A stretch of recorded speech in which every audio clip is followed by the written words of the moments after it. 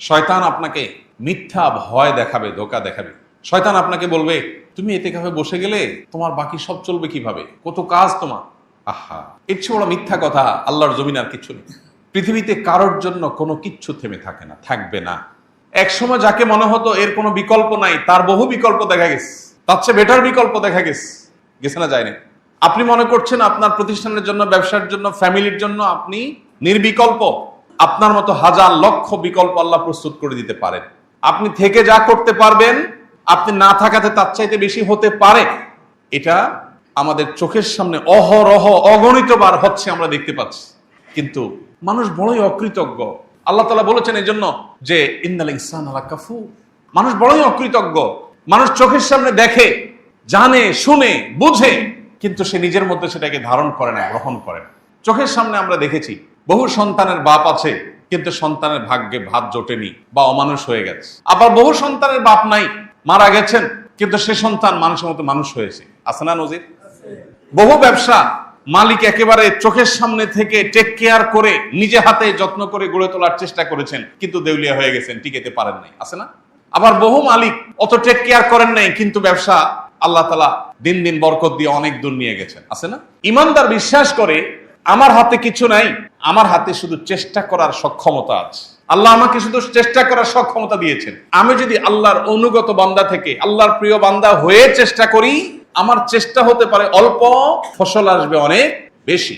আর আল্লাহর অনুগত না হয়ে যদি আমি চেষ্টা করি, তাহলে সেক্ষেত্রে বাহ্যিক দৃষ্টিকোণ থেকে খোলা চোখে মনে হতে পারে অনেক কিছু অর্জন করেছি, আসলে ভেতরে ফাঁপা এবং ভেতরে কিচ্ছু থাকবে না, অন্তঃশ্বাস শূন্য। সে অর্জন কোনো মানে বহন করবে না। এই জন্য রমজানের শেষ 10টা দিন ইতিকাফের জন্য সিদ্ধান্ত গ্রহণ করি। মনোযোগ দিয়ে 10টা দিন, সারা বছরের 355 দিন আপনি ব্যবসা বাণিজ্য, পরিবার পরিজন, বহু বন্ধু বান্ধব, সোসাইটি সার্কেল, সবাইকে সময় দিয়েছেন। 10টা দিন আপনার নিজেকে সময় দেন।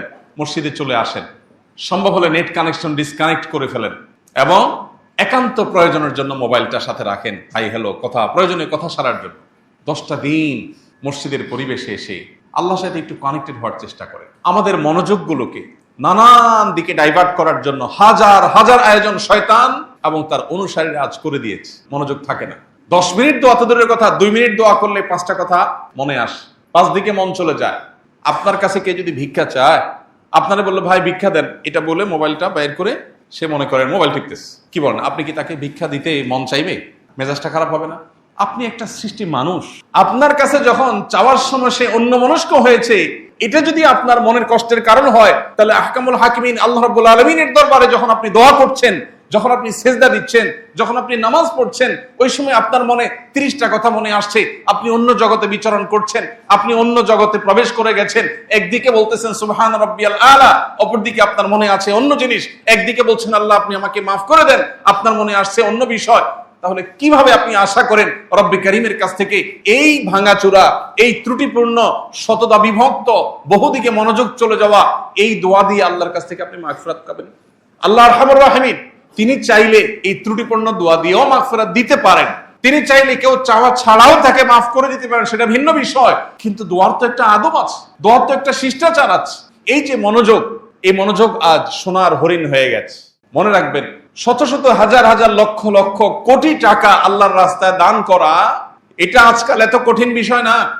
যত কঠিন বিষয় আল্লাহ রাব্বুল আলামিনকে পরিপূর্ণ মনোযোগের সাথে একটু স্মরণ করা। মাত্র 2 রাকাত নামাজ পড়ার চ্যালেঞ্জ নেন, যে 2 রাকাত নামাজ পড়বো, একটি বারের জন্য আল্লাহ ছাড়া, আখিরাত ছাড়া অন্য কোনো কিছু মাথায় আসবে না। চ্যালেঞ্জ গ্রহণ করেন, দেখেন পারেন কিনা। Not easy. 10-20 লাখ 50 লাখ টাকা দিয়ে দিতে পারে, কারোর কাছে পয়সা আছে, গরিব যার কাছে, তার কাছে যা আছে সবই দিয়ে দিতে পারে। মনে সে উৎসাহ আসছে, জোশ আসছে, দিয়ে দিছে। এটা যতটা সহজ, পরিপূর্ণ মনোযোগের সাথে আল্লাহর ইবাদত এত সহজ না। মনে রাখবেন, শয়তান যে জিনিসটাকে যত কঠিন করে ফেলে, বুঝতে হবে ওই জিনিসটা তত ইম্পর্টেন্ট, তত গুরুত্বপূর্ণ। আমাদের ইবাদতের মনোযোগ নিয়ে ফেলছে।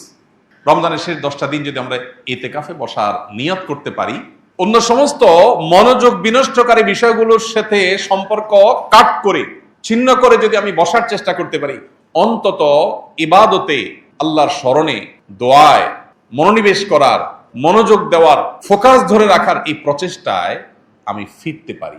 আমি অন্তত এই 10টা দিন ট্রেনিং করতে পারি, যেটা আমার পরবর্তী জীবনে, রমজান পরবর্তী সময়ের জন্য হয়তো ফলপ্রসূ হবে। চেষ্টা করা যাবে তো ইনশাআল্লাহ? ভাইরা আমার, দুনিয়ার অনেক স্বাদ তো আমরা আস্বাদন করি।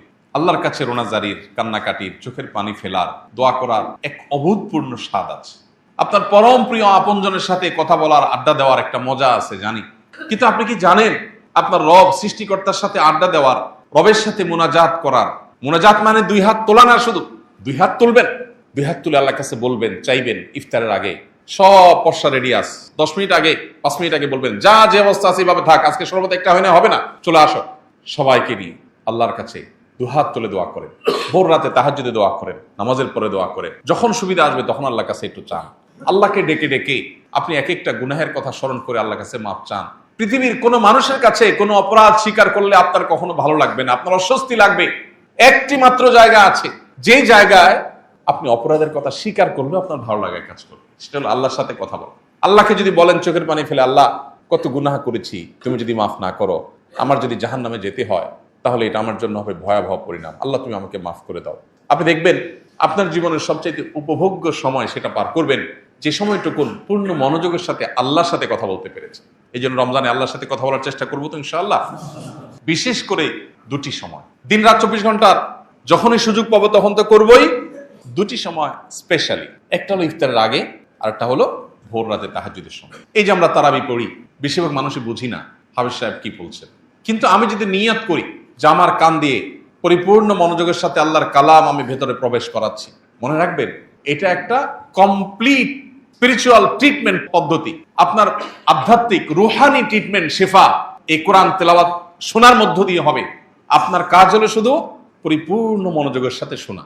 এর মধ্য দিয়ে সারা বছরের আপনার চলার জন্য যে রসদ দরকার হয়, রুহানি আধ্যাত্মিক শক্তির দরকার হয়, যে স্পিরিচুয়ালিটি দরকার হয়, সেটা আপনি আহরণ করতে পারেন। এই জন্য ভাই, দরকার তারাবিতে মনোযোগ, দরকার দোয়ায় মনোযোগ, দরকার আল্লাহর প্রতি মনোনিবেশ, দরকার আল্লাহর জন্য চোখের পানি ফেলা।